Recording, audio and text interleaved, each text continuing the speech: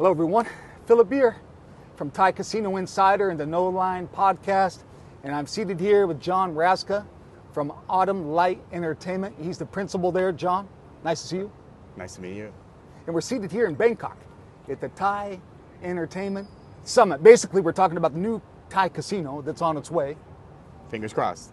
And the topic of our discussion Yep. is how is music or entertainment can be plugged into the upcoming Thai casino, integrated resort.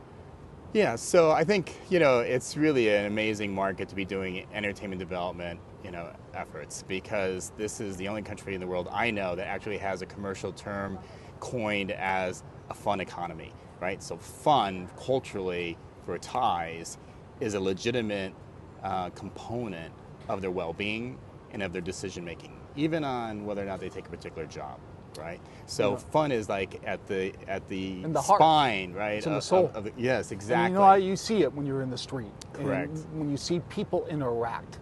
Right. There's a lot of, amongst locals, a lot of smiling, and they say Thai smile, Sure. and that's real. Right. And you see it with people having fun. Well, look no at matter, look at New Year's Day here, right? I mean, it's amazing, right? It's having water fights. for the every April it's they have amazing. Songkran. It goes Correct. on for almost 3 days, but it's Right. the water festival, Exactly. and everyone's out It's a there. great young, reflection old. of the spirit, right? Of fun being, really a very meaningful thing for the Thai. You go to the Thai water festival and they smack you with water, right? Correct. Now back home that would probably get someone in Start a trouble. riot. They start a riot. Here and they get smacked with water and you turn around and smile. Exactly. What a It's lot of what a fun. great event. Yeah, absolutely. Well, to answer your question, I think, for the entertainment centers coming, that we all like to believe will be coming to Thailand, will certainly be about more than just music, but specifically about music.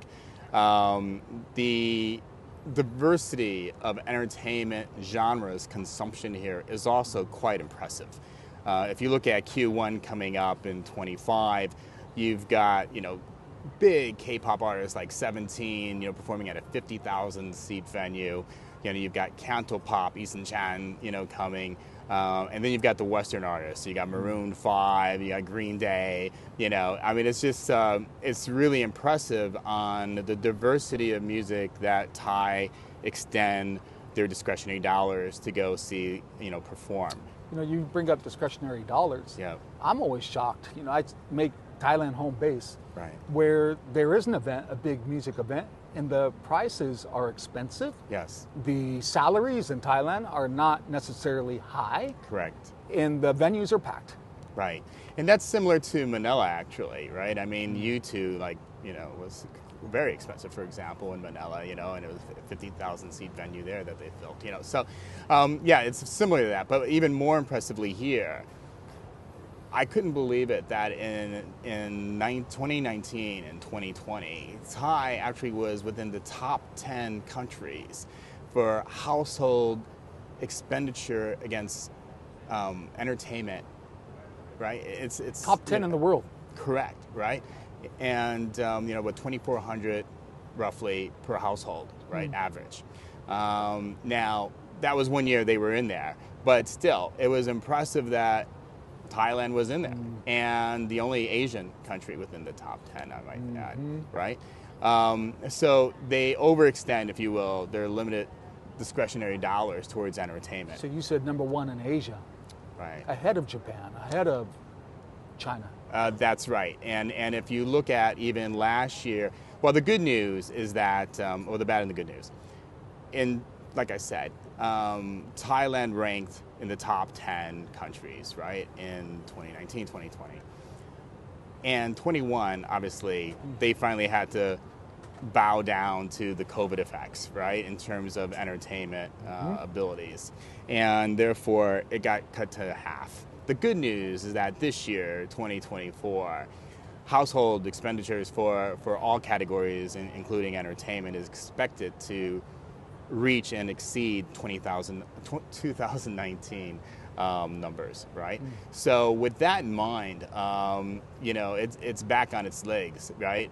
But even if you look at last year, the numbers for Japan, for Taiwan, for Australia, It's amazing that Thailand still, if they're doing their 2019 numbers or better, will be more, right? So you've established, yes, Thailand, there is the fun nature in the culture. Yeah. That, yes, Thais do spend money on entertainment. Yes. So that brings up the question of this video, this interview.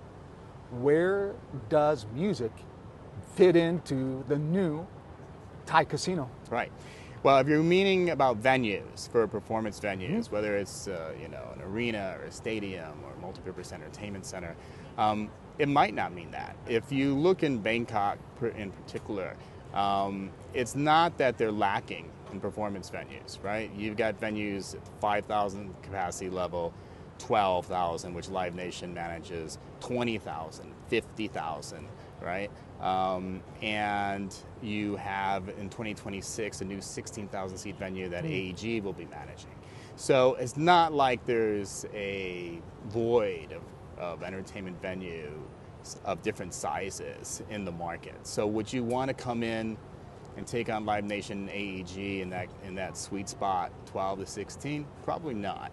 So you would either have to go above them or below them.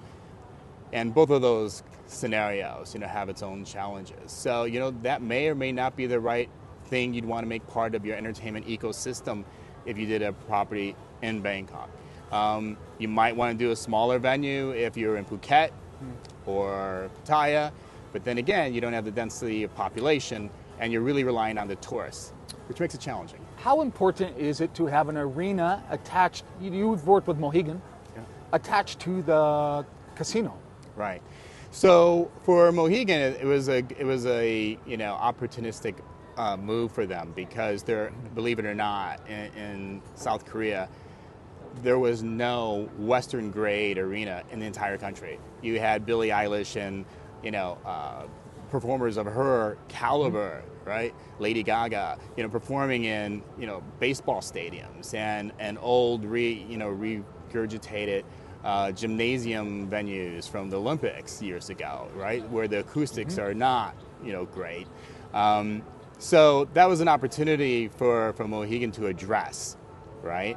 The challenge that they have is their distance, of course, from downtown Seoul. Depending on traffic, it could take you an hour and a half to get there from Seoul, right? So with that in mind, it leaves the opportunity for someone to come up with a venue same size or larger with a shorter distance from Seoul that could cause problems for them later down the line. CJ Entertainment has been on off about doing exactly that. If they come back and actually do it, that could make some interesting times for Mohegan's venue. And actually the city of Seoul itself has also been thinking about doing a venue, again, on and off as time has gone by. But so location is certainly something you would look at if you're going to do a multi-purpose entertainment center or an arena, any of those, right? And then the competitive frame, of course. What else is there? Like I said, and who's managing those venues? If the idea is to bring in a lot of international content, right? Since it's well received here in Thailand, you do have to be conscious if you've got already Live Nation and AEG in particular in that venue. In that market, and what other venues already exist to complement their size. So there's a lot of things you need to look at before you say, hey, great, they love music, they love diversity of content, let's build another box. A lot to consider. Just kind of through your experience, sometimes, your gut has a feeling. Now, a couple things. One, where should the new casino go in Thailand? What location? Well, Bangkok, of course, would be everyone's first choice, I would think, right? Because you've got, the bulk of tourism comes through here, right? Plus, you've got the density of the local population here.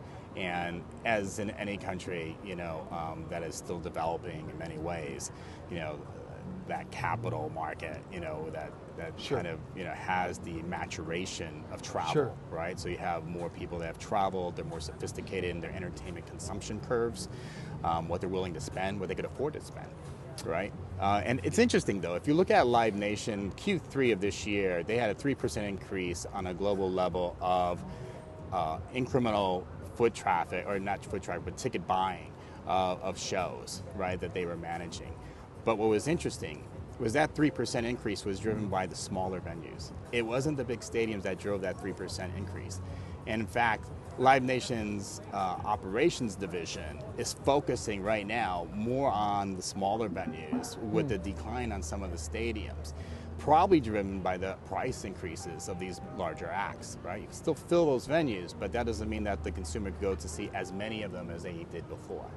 So it's an interesting time when it comes to And this. what does your gut tell you about what should entertainment look like, say if the new casino resort Right. is located in Bangkok or the surrounding area? Right. I mean, you know my work that I did at Studio City in Macau, for example, where we had a very diverse palette of entertainment amenities. And, I would certainly be looking at new trending things to bring to Thailand, right? I think that's part of the gift of a Western operator, to bring things that are not yet here, that aren't just another performance venue, right, with nicer seats or nicer acoustics or something, but things that are in different categories altogether, right? I think of things like Cosm, right? So you've got this amazing remote viewing experience, in a venue that's got 8K resolution on streaming. They're doing everything from live Wimbledon to taped O from Cirque du Soleil in Bellagio, right? It's projected on planetarium, designed venues and with major food and beverage activity. So, things like that don't exist here yet. Maybe gets created like a sphere, like something. Yeah, things that aren't here yet, including, including smaller location-based entertainment experiences, that are touring, right? Everyone kind of forgets about the exhibitions and entertainment, palette of things that can be captured by integrated resort or entertainment center. Things like Harry Potter exhibition or Jurassic Park experience, right? These are licensed experiences from third-party licensees that have already gone through the trouble of negotiating with the studios, the IP owners, created these experiences and to tour them around the world. But they don't have a lot of places to put it because these are 3-month, 4-month, 6-month runs, right? So there's not, no one's going to give a ballroom for that, right? So if you create some type of generic jewel box where these things can slide in and slide out, that could be a very exciting thing to do because you're always rotating new, trending, hip, IP. Netflix is creating Netflix House. So they're developing right now in New Jersey and in Philadelphia their own homes for things like Stranger Things experience, right? Squid Game experience, right? So, but that's just for all Netflix IP. But what about the Sonys, the Warner Brothers, right? That brings up a point too. You think about Bangkok, 40 million tourists a year come here. It almost lends itself to a residency, right? In some cases, yeah, for performers. Yeah, I mean, it's interesting because if you also look besides, just the amazing appetite for entertainment with the Thai, you look at Thailand's, positioning in the top 3 Asian countries for international inbound tourism, right? And, the fact that it ranks above Japan underneath China, is pretty impressive. I would have guessed Japan would have, been more, right? So it's, you've got both sides to support and a lot of eyeballs to, to appeal with entertainment vehicles. Well, John, here we are in Bangkok. Yeah. And we're talking about how music and entertainment's going to be plugged into the new Thailand casino. Sure. It's going to be interesting to see how it unfolds. Yeah.